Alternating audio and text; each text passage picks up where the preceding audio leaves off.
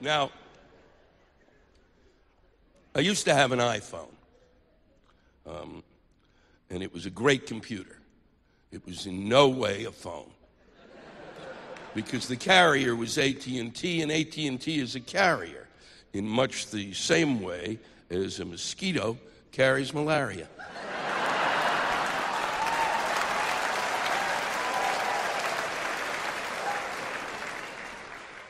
I'd been better off with a Dixie cup and a string.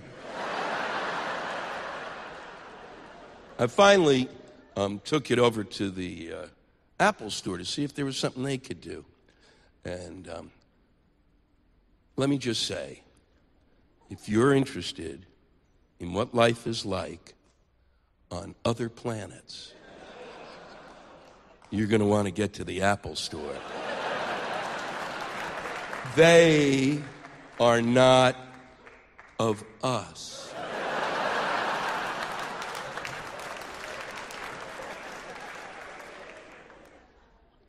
They have no genitals.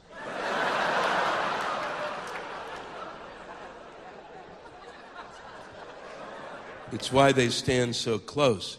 They're sniffing you. It's how they get their data.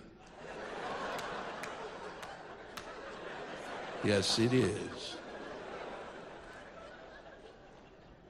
So I was standing in the Apple store, and a capon came up to me.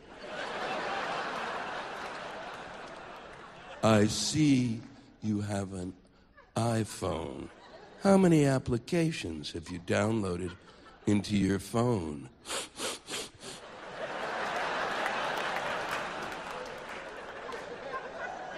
Well, I haven't downloaded any. I came here to see if you had an app that would turn this piece of shit into a fucking phone.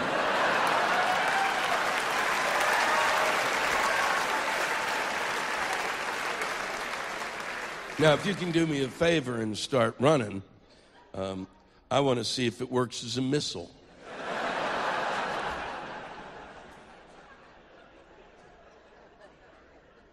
John Bowman, my good friend and a great comic, told me of a story. He went to the Apple store to do some business, and he gave the woman, the sales lady, a credit card.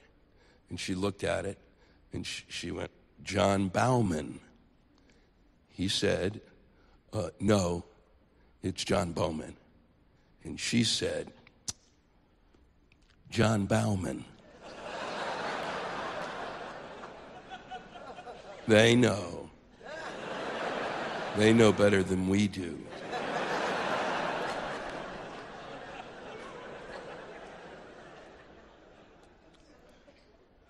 I live 6 blocks from Times Square. I live in the heart of New York City. And this phone would not work in my apartment. My conversations were like,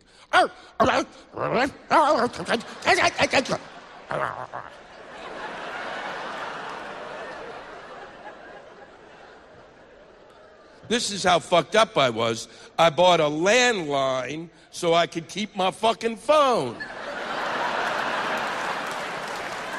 I broke with AT&T when they announced that you could buy for your home a transmitter for $200. A $200 transmitter, so that you could help AT&T build the infrastructure you thought you were getting when you bought the piece of shit.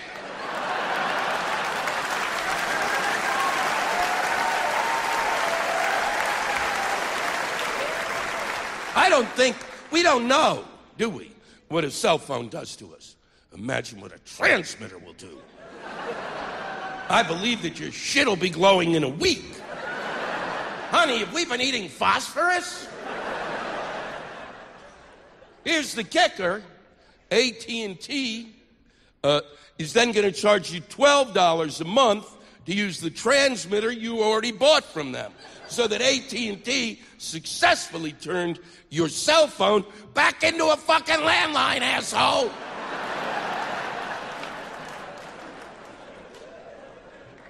I finally went down to AT&T and quit. And you can't quit a contract. Okay? Don't even fucking try it. You quit your contract, they will find you and shoot you in the leg.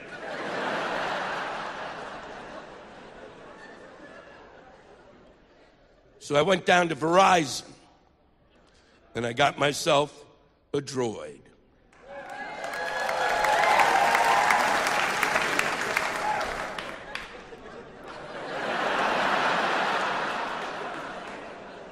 Don't you ever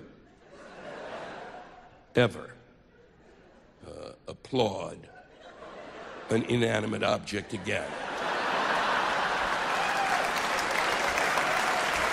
I believe that's why they have that section about the golden calf in the Bible.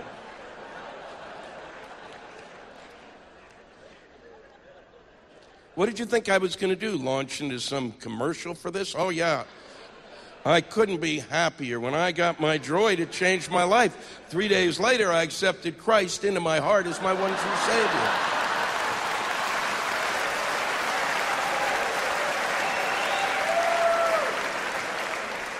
And Droid is the one with the Jesus app.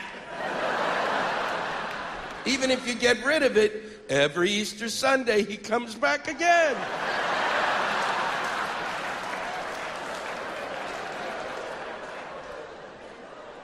When I first got the Droid, I was as happy as you folks who still are happy.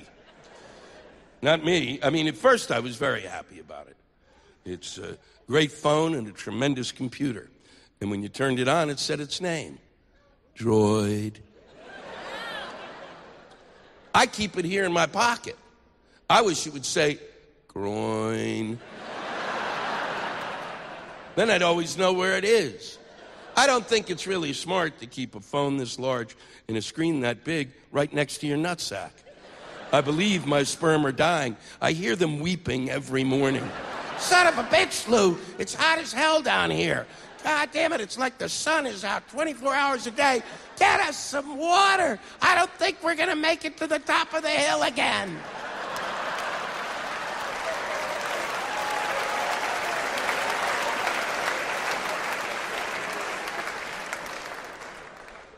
The Droid is unbelievable because it actually has a series of panels. You just touch the phone like this, like fucking magic, and a new panel would appear with all sorts of icons on it. They do all sorts of things. I don't even know what half of those fucking icons do. And I'm not going to touch one I don't know because I don't want to enter an alternative universe.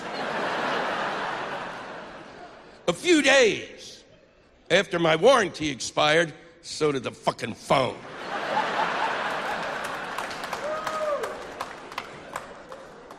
It froze on visual voicemail, and I could not use the phone anymore to make calls.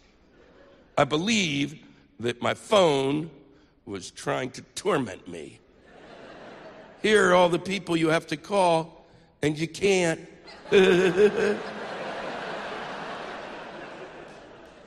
I took it down to the folks at Verizon. They said, been having trouble with that phone? Yeah.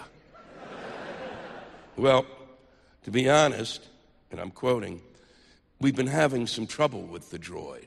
And you fucking sold it to me! Well, we can fix it. We have a download. Oh, you do? Here.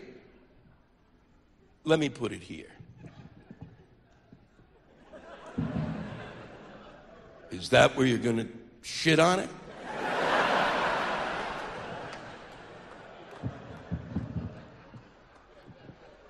They were not happy with me.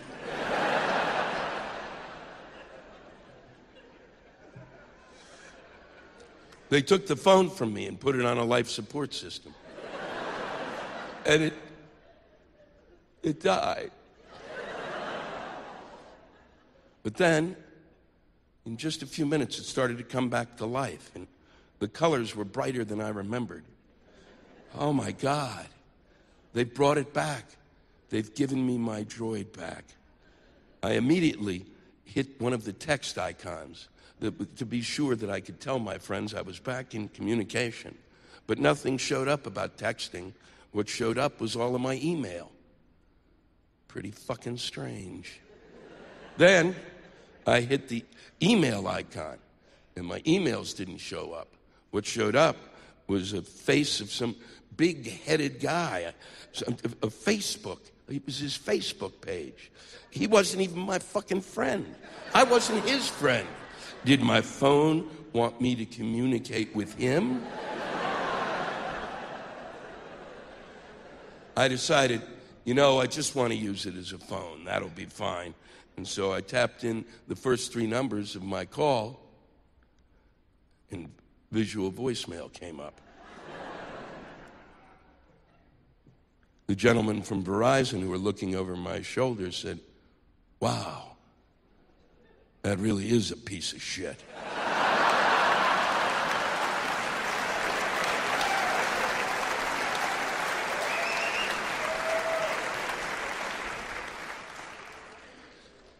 "We're going to give you a new phone." "No, you're not. I don't think you realize what's happened here today. This is historic. My phone is beginning to exhibit signs of free will. I have to learn to communicate with it. I don't have children, and this could be my last chance. I'm going to raise this little son of a bitch, and he's going to be great. And I'm going to call him Groin."